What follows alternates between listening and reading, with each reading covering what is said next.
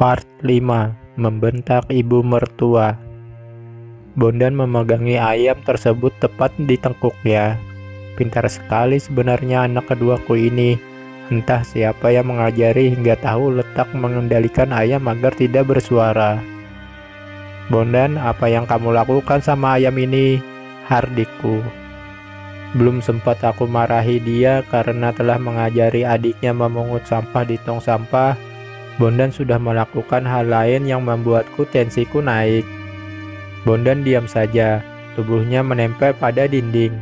Dia terlihat ketakutan menghadapiku yang sedang tersulut emosi. Sedangkan ayam yang sudah dipermak bulunya, menggunakan sedotan tersebut dia peluk. Beberapa sedotan yang menempel di bulu ayam tersebut terlepas. Ya ampun, Bondan. Pintar sekali ibu kamu mendidikmu, nak. Ibu mertua yang baru datang dengan Irawan ikut nyumbang bicara. Selalu saja bila ada yang salah dengan anak-anakku, aku yang selalu dikambing hitamkan. Mana ada seorang ibu yang mengajari anaknya berbuat aniaya sama binatang. Bondan salah tingkah, tatapan matanya melirik ke kanan dan ke kiri mendengar omelan neneknya. Seperti halnya memarahiku, ibu Mas Yudis tersebut bila memarahi cucunya merembet kemana-mana. Aku punya anak gak ada yang bandelnya kayak kamu. Mainin binatang seperti itu, nanti kalau sudah besar mau jadi apa? Ibu mertua masih saja marah-marah. Aku yang tiap saat selalu emosi sama Bondan menjadi iba. Rasanya tidak rela bila anakku ada yang memarahi. Coba lihat. Teman-temanmu ada tidak yang kelakuannya sepertimu? Tanya ibu mertua kepada Bondan sambil melotot. Main kok tidak sewajarnya main. Bondan diam saja. Dia memepetkan tubuhnya di dinding rumah dengan raut wajah ketakutan. Anak keduaku itu menatapku seakan minta perlindungan dari kemarahan neneknya. Kamu nggak takut kualat memainkan binatang seperti itu? Tanya ibu mertua dengan penuh penekanan. Sudah, Bu, sudah. Bondan masih kecil. Dia baru berusia 6 tahun, tidak paham apa yang ibu sampaikan. Bondan belum tahu apa yang dia lakukan itu buruk.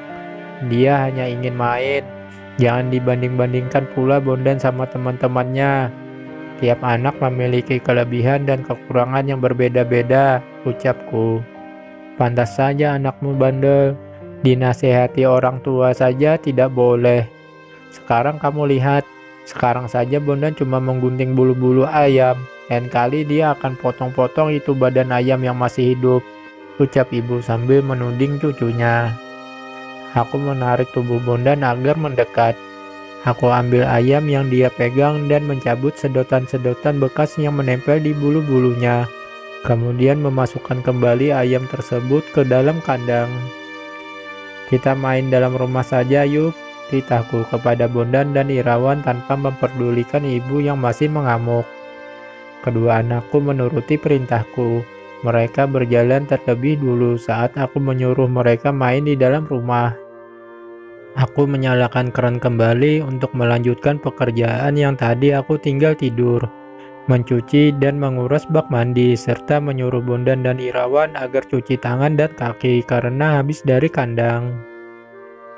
Aku menyiram karpet yang terkena kotoran Irawan tadi dan aku taruh di pojok. Rencananya akan aku cuci setelah pakaian-pakaian yang di bak sudah selesai.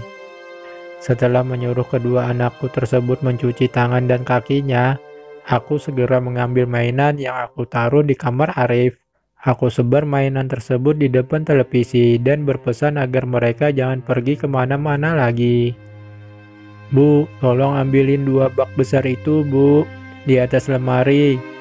Pintaku sama ibu mertua sambil menunjuk bak besar agar bisa dipakai untuk bilas dan menaruh Arjuna.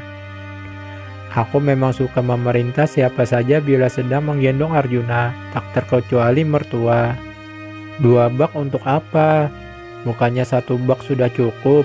Tanya ibu mertua sambil melihat bakku yang ada di tempat cucian sudah ada 2. Yang satu untuk membilas pakaian, yang satu untuk menaruh Arjuna, Bu, jawabku. Sini biar ibu gendong, ucap ibu. Aku menyerahkan Arjuna kepada ibu mertua dan mengambil bak yang ada di almari satu. Aku segera menggosok kamar mandi, selanjutnya mencuci baju. Dengan gerakan cepat, aku menyikat baju-baju tersebut.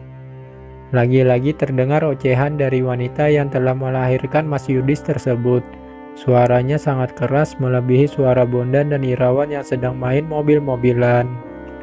Harusnya menggosok kamar mandi itu saat fajar, mencuci baju juga saat fajar biar lekas kering. Tidak seperti ibu kamu, ucap ibu mertua kepada anak-anak. Sedang yang diajak bicara diam saja. Mereka terus saja asik dengan mainannya. Yang menjawab justru Arjuna yang berada di gendongan ibu mertua. Dia terus saja mengoceh tidak jelas seakan paham apa yang diucapkan oleh neneknya tersebut. Ibu kamu itu loh, Dik. Suruh bersih-bersih saat fajar biar bisa mengasuh kamu dan kakak-kakak kamu siang harinya. Sama tinggal masak dong.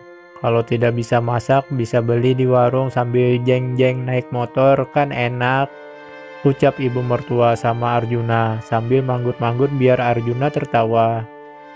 Arjuna meladeni ocehan ibu dengan tertawa cekikikan. Aku menatap interaksi cucu dan nenek tersebut dari kejauhan sambil menyikat baju. Sebenarnya suka sekali melihat Arjuna tertawa dan bercanda dengan neneknya. Tapi ketika ibu dari Mas Yudis tersebut bercandanya sambil menyindirku, perasaanku menjadi kesal tak terkira.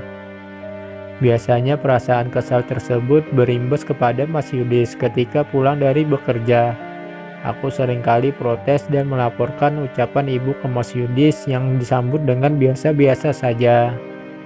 Hal tersebut membuatku tidak bisa tersenyum seperti pada awal-awal menikah. Aku sadar jika mulut cemberut sangat tidak enak dilihat, tapi setidaknya puas karena rasa kesalku terlampiaskan. Mas Yudis sangat penurut. Dia adalah anak dan suami yang patuh. Tapi Mas Yudis juga penuntut. Bila keinginannya tidak dituruti, dia pasti marah tanpa memperdulikan apakah istrinya capek atau tidak. Mas Yudis sering membangunkanku tengah malam hanya karena ingin dipijat dan dilayani padahal aku baru memejamkan mata. Dia tidak peduli dengan keluhan-keluhanku yang sehari-hari bertempur dengan pekerjaan rumah dan mengasuh anaknya. Belum lagi menerima omelan-omelan dari mertua yang sudah seperti rekaman video.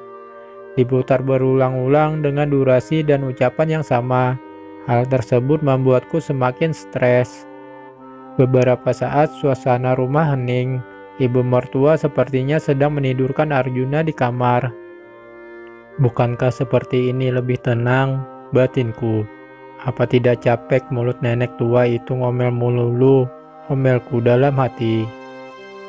Baru beberapa saat suasana terasa tenang, ibu keluar dari kamar dengan ocehan-ocehan khasnya, apalagi saat membuka tudung saji di meja makan. Aduh, nemu saja bahan omelan, ucap dalam hati saat melihat ibu mertua terbengong menyaksikan apa isi yang ada di balik tudung saji. Ini meja makan, kenapa nggak ada makanannya? Aku kira rumah berantakan sudah ada makanan yang bisa dimakan. Ini apa ini? Kalau belum masak pagi, kan tadi Arjuna aku gendong. Bisalah menyela waktu untuk memasak. Apa kamu tidak mampu memasak buat Yudis dan anak-anakmu, Tamik? Tanya ibu. Uang belanja habis, Bu, ucapku jujur. Perasaan gaji suami kamu cukup. Aku lihat tiap hari masaknya juga itu-itu saja. Kamu saja yang banyak alasan. Bilang saja ingin bermalas-malasan. Apa kamu tega anak dan suamimu makan sama kerupuk dan kecap kayak gini? Sabar Tamik, sabar, lirihku sambil mengelus dada. Beruntung sekali kamu, Yudis. Punya istri cantik, rajin, dan pintar memasak, sindir ibu.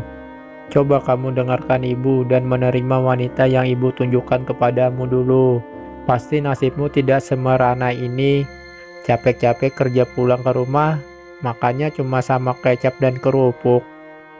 Ibu bisa diam gak, Bu? Aku berdiri dengan pakaian yang baru saja aku peras tanpa menaruhnya. Aku tidak peduli pakaian yang aku pegang itu membasahi tubuhku bagian bawah. Mulutku sudah tidak bisa lagi aku tahan untuk tidak menjawab ocehan ibu mertua. Dan aku tidak peduli jika seandainya ada perang dunia ketiga di rumahku saat ini. Ibu mertua kaget ketika aku membentaknya. Wanita itu menatapku dengan mata melotot. Kalau ibu dulu nggak suka punya menantu aku, kenapa dulu meminangku? Hardikku. Aku tidak peduli ketika Bondan dan Irawan berdiri memperhatikanku menentang neneknya. Sudah lama aku ingin menjawab bila ibu mertua mengusikku dan membanding-bandingkan aku dengan wanita lain dan baru kali ini aku bisa melawannya. Bersambung.